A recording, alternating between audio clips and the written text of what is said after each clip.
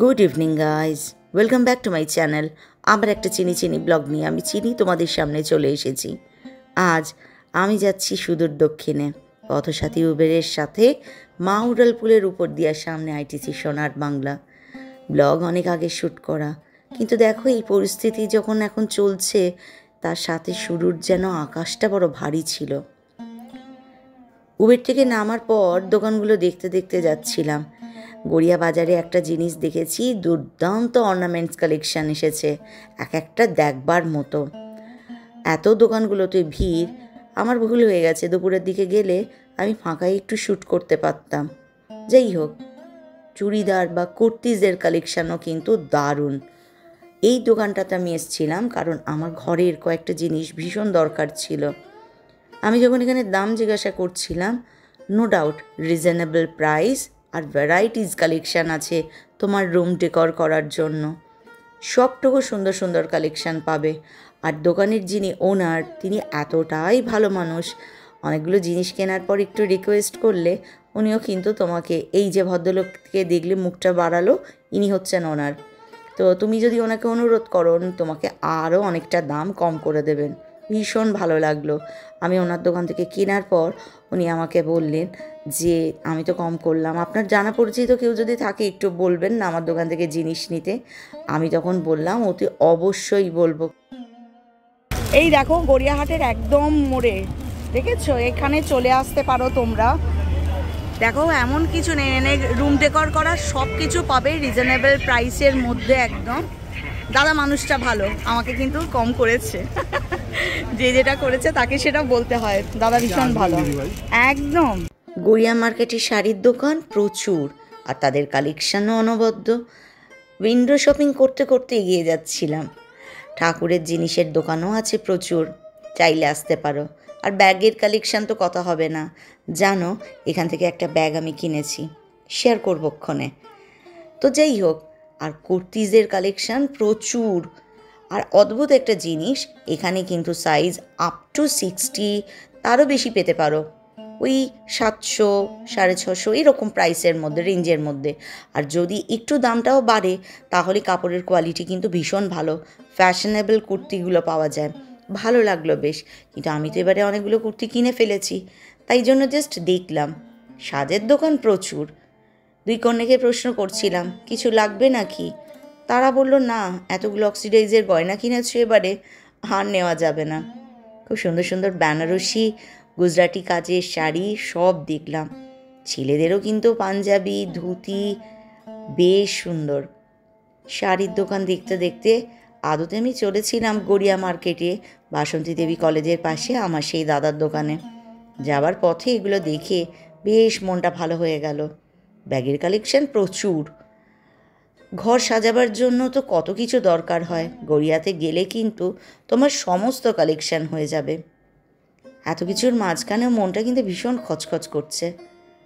গতকাল রাখি গেছে, আমি রাখি পালন করিনি। রাখি মানে তো ভাই বোনের এক অঙ্গীকার। বোন জানে আমার ভাই আছে এই ব্রহ্মাণ্ডে, মা বাবার পরে। জীবনে যে কোনো পরিস্থিতিতে পড়ি না কেন, ভাই ঠিক এসে আমাকে রক্ষা করবে। আবার ভাইও জানে যত ঝড় তুফান চুলোচুলি যাই হোক না কেন, আমার আগে ঢাল হয়ে আমার বোন দাঁড়িয়ে আছে। প্রত্যেকে কাল নিশ্চয়ই রাখি পড়েছ, মানে গতকাল। রাখি পরে নিজের বোনকে রক্ষা করার অঙ্গীকার তো করেছ। সকলের কাছে বিনীত অনুরোধ, চারপাশে থাকা সকলকে রক্ষার অঙ্গীকার করো। সম্পর্ক মানে শুধু বোন বা মা, শুধু নিজেরটুকু না। নারীকে সম্মান করলে সেই সমাজটা সুন্দর থাকে। সকলকে রক্ষা করার অঙ্গীকার একে অপরের প্রতি, এটা আমাদের যে করতেই হবে, তা নাহলে কোনো কিছু পরিবর্তন হবে না।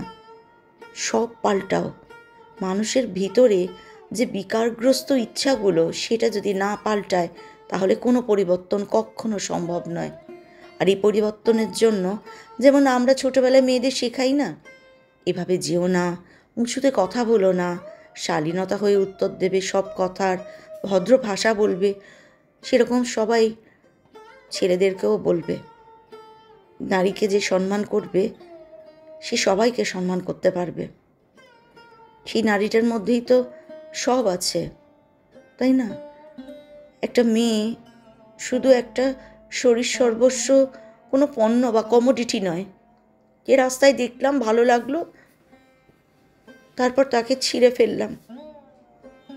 নারী মানে কিন্তু এমন একটা জিনিস, একদিন যদি কমে যায়, আস্তে আস্তে নারীদেরকে এভাবে হত্যা করতে থাকে সবাই, তাহলে কিন্তু একদিন পুরুষ এই ব্রহ্মাণ্ডে একাই থেকে যাবে, প্রকৃতি আর থাকবে না। তার মানে শিব থাকবে, শক্তি থাকবে না। আমি আজ বকবকি করে যাব জানো, কিছুতেই এটার থেকে বেরোতে পারছি না। মেয়েরা বারবার বলছে তুমি বেরো, শ্যুট করো, চারিদিকে নানা রকম কত কিছু হচ্ছে, তুমি সেগুলোকে বিভিন্ন শপিং মলে যাও, মা তুমি নর্মাল লাইফে ফেরো। চেষ্টা তো করছি, যদি ওই ঘটনার পর থেকে আমি এখনও অবধি বেরোইনি, এগুলো অনেক আগে শ্যুট করা, তোমাদেরকে দেখাতে পারছি।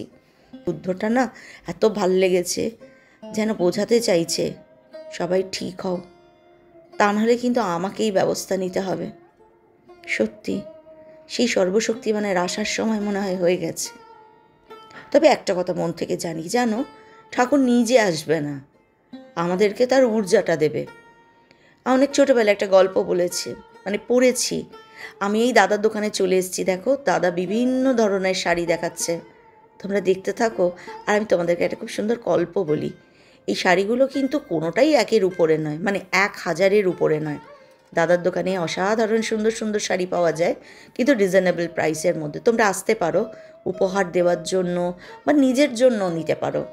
আমি যেহেতু ঢাকাই ভালোবাসি, যখনই আসি দাদা ভ্যারাইটিস ঢাকাই আমার সামনে তুলে ধরে। এগুলো সব সফট ঢাকাই, এগুলো এই 800 850 দাম। আমি তো সব দাদার কাছে 600 টাকায় নিয়ে আসি। তোমরা গেলেও জুলুম করতে পারো, দাদা কিন্তু ভীষণ ভালো মানুষ।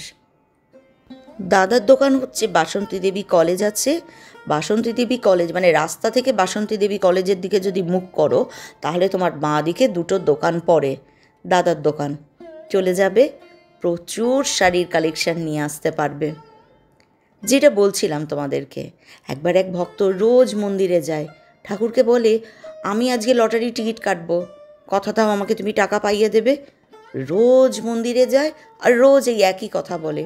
একদিন নারায়ণ ভীষণ রেগে গেলেন, তাকে স্বপ্নে দেখা দিয়ে বললেন, ওরে হতভাগা, আগে টিকিটটা তো কাট, তবে তো পাইয়ে দেবার ব্যবস্থা করব, নাকি তোর হয়ে আমিই দোকানে যাব, পয়সা দিয়ে টিকিটও আমিই কিনবো, এনে সেই টিকিট তোরই হাতে দেব, তারপর সেই টাকাও আমিই পাইয়ে দেব। ঠাকুর যেন সেটাই ইঙ্গিত করছে, একজোট হয়ে সবাইকে লড়তে হবে, একজোট হয়ে থাকতে হবে, নারী পুরুষ নির্বিশেষে। এই সমাজে যেমন বিকারগ্রস্ত পুরুষও আছে, তেমনি কিন্তু সেদিন রাতের রাজপথ দখলে আমাদের সাথে অনেক পুরুষ মানুষ হেঁটেছে, কারুর বাবা, কারুর দাদা, কত রূপে আমি দেখেছি সেদিন, আগলে রেখেছিল সবাইকে যেন। এই প্রসঙ্গে একটা কথা বলি, মহাভারতের দ্রৌপদীর গায়ে যদি দুঃশাসন হাত দিয়ে তার বস্ত্র টানার চেষ্টা করেছে, তাহলে সেখানে কৃষ্ণও কিন্তু ছিল, তিনি কিন্তু বস্ত্র দিয়ে তার আব্রু রক্ষা করেছেন, তাই না? দুঃশাসন পুরুষ, কৃষ্ণ মহাপুরুষ। তো পুরুষ মানুষের মধ্যে এই ভেদাভেদ থাকে। মানুষ তো সবাই হয়, মনুষ্যত্ব কজনের থাকে। যাদের মধ্যে মনুষ্যত্ব আছে নারী পুরুষ নির্বিশেষে, তারাই হচ্ছে আসল মানুষ। এই লড়াই তাদের লড়াই, সকলের নয় জানো। পুরুষের যেমন বিকৃত কামুকতা এই পরিণতি দিচ্ছে, তেমনি দেখবে সমাজে কিছু মানুষ আছে, হাত জোর করে তাদের কাছে একটা অনুরোধ। গতকাল হঠাৎ আমার ব্রাউজার পেজ ইউটিউবে সার্চ করতে গিয়ে আমি আমার ছোট্ট তিলোত্তমার এমন একটা বিকৃত ছবি দেখেছি যে আমি কিছুতে স্থির হতে পারছিলাম না, এত কান্নাকাটি করেছি বাড়িতে। মানে সবাই আমার ওপর মানে চিন্তায় পড়ে গেছে যে আমি কি করে নিজেকে সামলাবো। এটা যদি আমাদের ঘরের মেয়ে হতো, তার ছবি, নাম, তার এই বিকৃত ছবিগুলো আমরা কি পারতাম প্রচার করতে দিতে? এই অবক্ষায় ঘুণধরা সমাজের কাছে একটাই প্রশ্ন, প্রতিবাদ হোক, রাস্তায় নেমে আন্দোলন হোক, কিন্তু আমার ছোট্ট তিলোত্তমার ছবি হাতে নয়, ছোট্ট তিলোত্তমার নাম উচ্চারণ করে নয়, আমার ছোট্ট তিলোত্তমার ওই বিকৃত ছবিগুলোকে নিয়ে নয়। সবাই কিন্তু শক্ত মনের হতে পারে না, ভিতরে আন্দোলন হওয়ার মতো মানুষও আছে। সবার কথা চিন্তা করে কাজ করা উচিত।